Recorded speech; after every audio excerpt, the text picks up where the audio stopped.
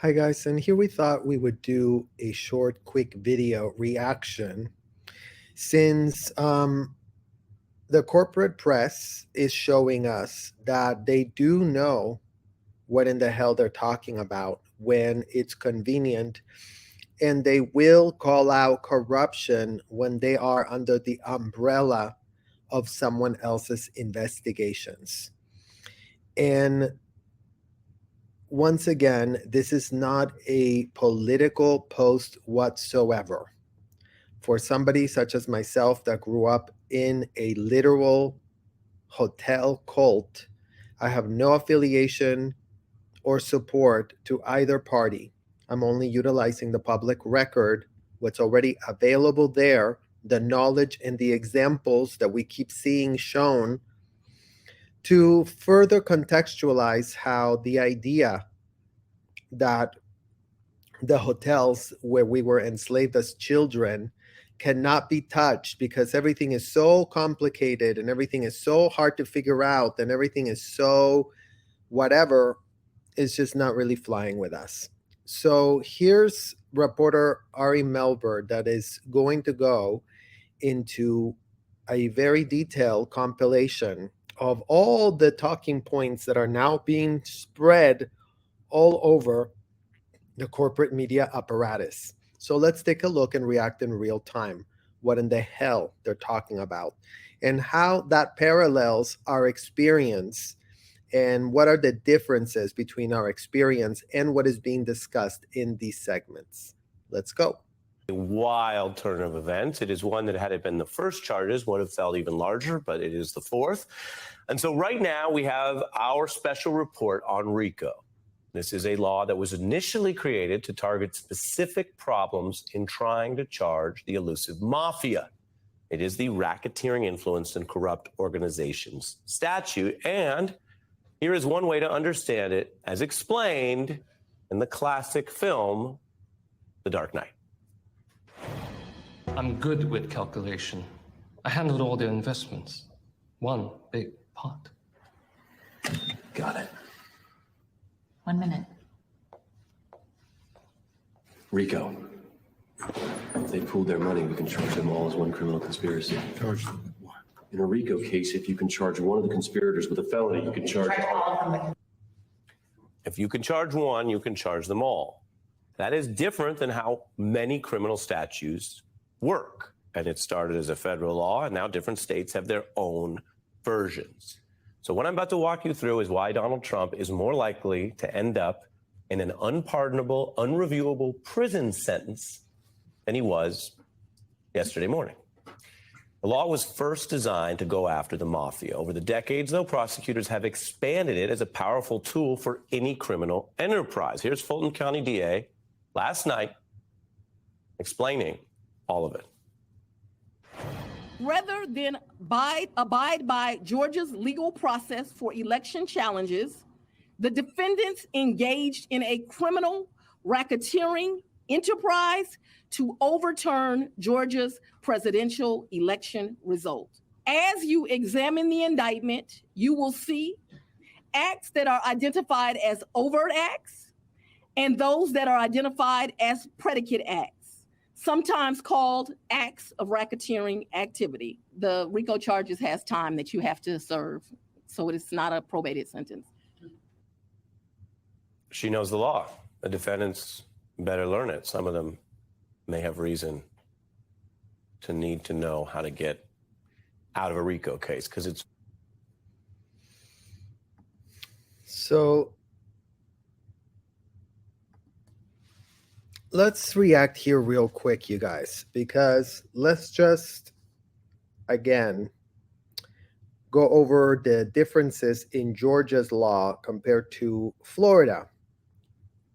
So both Georgia and Florida have racketeering laws aimed at combating various forms of organized criminal activity, including child trafficking. But there are many differences in specific details and provisions on their respective racketeering laws. Number one, racketeering influenced and corrupt organizations, RICO laws. Georgia. Georgia has its own version of the RICO Act, which allows for prosecution of individuals involved in organized criminal enterprises, including child trafficking rings. Under Georgia's RICO law, prosecutors need to establish a pattern of racketeering activity, similar to federal RICO statutes. Florida also has its own RICO statutes, which is designed to target organized criminal enterprises. Prosecutors in Florida can use the RICO law to target individuals involved in various criminal activities, including child trafficking. Child trafficking laws. Georgia.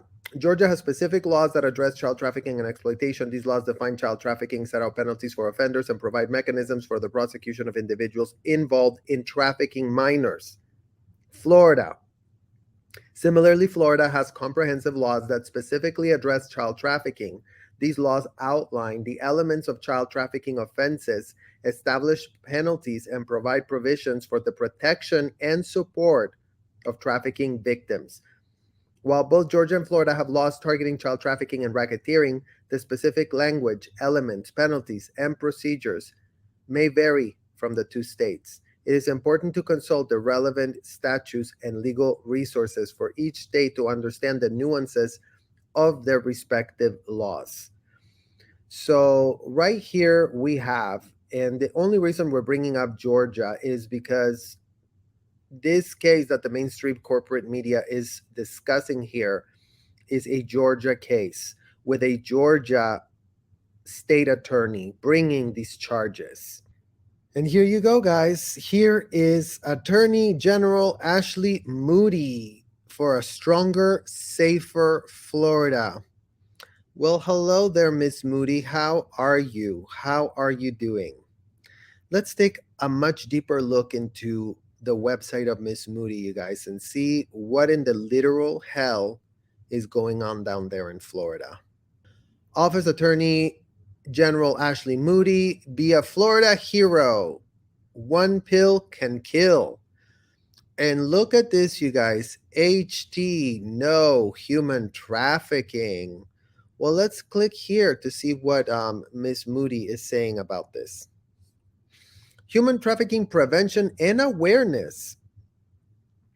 Oh, look, you guys, report human trafficking. To report human trafficking to law enforcement in Florida, call 1-855-FLA-SAFE. So there's a little line that y'all can call so that, let's see how many minors can be really rescued from these hotels, right? So Attorney General Moody is committed to make Florida a zero tolerance state for human trafficking. Platitude number one, right, guys? I mean, is she really that committed, you guys? You let me know in the comments. How committed is Moody to making Florida a zero state for human trafficking? Because right now, we're not really buying this pitch. Right now, it's off to a bad start. Oh, look. Since taking office, Attorney General Moody has formed multiple initiatives to fight this atrocious crime, from launching the Highway Heroes campaign. Yay! I guess we didn't get trafficked in a highway, so the Highway Heroes cannot come and get us from hotels. Ms. Moody, you should start a new one that says Hotel Hero Campaign. That should be your next one in Florida to start running. Because look at this one, you guys. The Highway Heroes campaign aims to train Florida truck drivers to stop trafficking, to creating the 100% Club to recognize Florida businesses and organizations taking steps to train all employees on the signs of human trafficking and more. Because again, right, guys, the human trafficking crime, this atrocious crime that Ms. Moody's pitching here, only happens in the low-end part of America. They really want to just get the truck drivers really well educated so that they really can make a change on this. So if you're being trafficked in, hotels that, including but not limited to, are frequented by so-called celebrities like Miss Marisol Nichols from For a Slave-Free World, then it doesn't count. Trafficking, according to all these pitches that we keep seeing once again and again, are all about these other ways of trafficking. But luxury hotels never make the cut. Imagine how easy it is to get away with. And it continues. Attorney General Moody also serves as a chair of the Statewide Council on Human Trafficking, and her Office of Statewide Prosecution holds a nearly 100 conviction rate in human trafficking cases. Wow, Miss Moody. Well, congratulations are in order, I guess. According to the U.S. Department of State, there are an estimated 27.6 million victims of human trafficking worldwide at any given time. Victims of human trafficking include children, women, and men who are subjected to sexual exploitation or forced labor through force, fraud, and coercion. Where we force through force, check mark. Where we force through fraud, check mark. Were we coerced at all? Check, check, check. It is a heinous crime that is a threat to our communities. Well, you know what, Attorney Moody, Miss Moody, we could not agree with you any more whatsoever. And you couldn't have made our point better if we tried. This crime, this heinous, horrific, disgusting crime of child trafficking victims at scale is ripping through your Clearwater, Florida community. In fact, these people own how much percentage of your downtown Clearwater, and how many minors are being used to staff those hotels. That would be a very good question for Ms. Mooney to ask herself, you guys, as she does not seem to believe in the RICO Act to prosecute any child trafficking happening in her state. Or perhaps she's just too busy chasing people that traffic kids through, the highways, because that's the only way you can traffic. Like, trafficking doesn't happen at airports. Trafficking doesn't happen through, private jets and very expensive type of transportation like that, right? Like, that is just not what happens. And why it's being highlighted, underlined, and circled a million times again ad nauseum, you guys, is because it is racketeering to defraud and to work in unison as a team of executives to follow the memos written by an indicted felon. Those executives all work together as a team. And as much as the press wants to pitch Debbie Cook as this little innocent, jolly old woman that was having a jolly old time for 17 years, never saw anything wrong other than at the very end, in the last 2 weeks, she didn't like what happened to her, or she didn't like what she saw happen to other adults. But nothing in the hotels that Miss Cook ran ever raised a shred of a red flag for her. So let's leave that question there for Miss Cook, who is literally right now, we kid you not, guys, cashing checks for herself to keep her big mouth shut. And why is that a problem? Because Miss Cook spent over a decade, 17 years, as she's already said to everybody in the public record, running these hotels, being a high executive that was so well respected by everybody, including but not limited to our own parents, who had not a shred of second thought to sign us up for this ridiculous clownery that was only going to subject us to unthinkable danger that, unfortunately for our parents, they were too groomed to view otherwise. And that's all we can say about that. That is the best way we could possibly explain the unthinkable, disgusting reality. It's either they were really disgusting sadists and they got off on the dysfunction, or they're completely bamboozled, naive, gullible, can't do anything about it people that just are under the spell of this disgusting, corrupt institution. Either way, it is abominable. Either way, it needs to stop very, very soon. In Georgia, and the bottom few are different than some of the plots we've shown in the national DOJ case. You see the poll worker harassment, you see the voting data breach. These are now part of this sprawling RICO case that, as you saw in Dark Knight, hits everyone. And those mandatory minimums, they start at 5 years. Well, and going back again to our situation, guys, how much harassment have we been made to receive? We've been on the receiving end of harassment nonstop.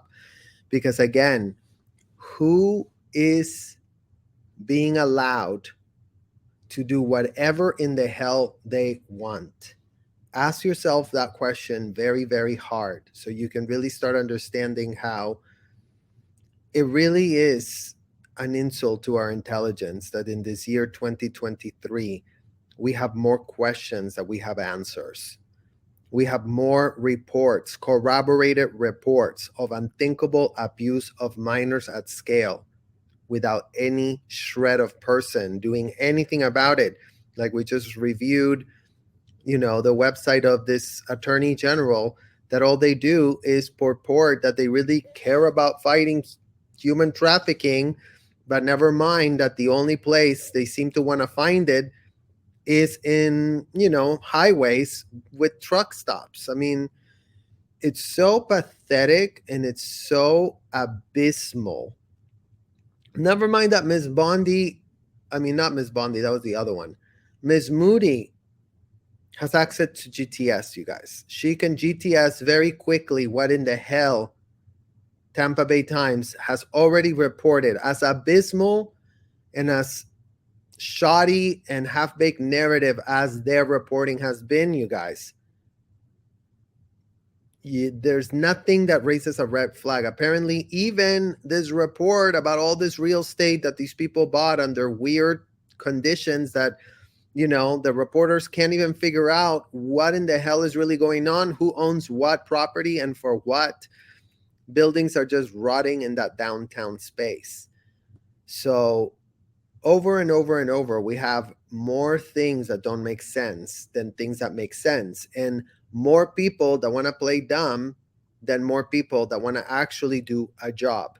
Because apparently, while in Georgia, they're all about the RICO Act and enforcing that, in Florida, we have yet to hear a single word uttered about them wanting to enforce the law. They're very pressed to not want to enforce anything.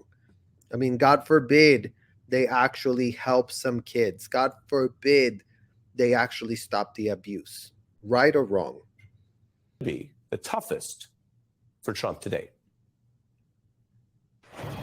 71 pages, 161 separate acts, all described as the constituent elements of that RICO charge. DA Willis is pursuing a RICO case against the former president. Because you don't want to just look at the very top. And remember that RICO really is just being able to talk.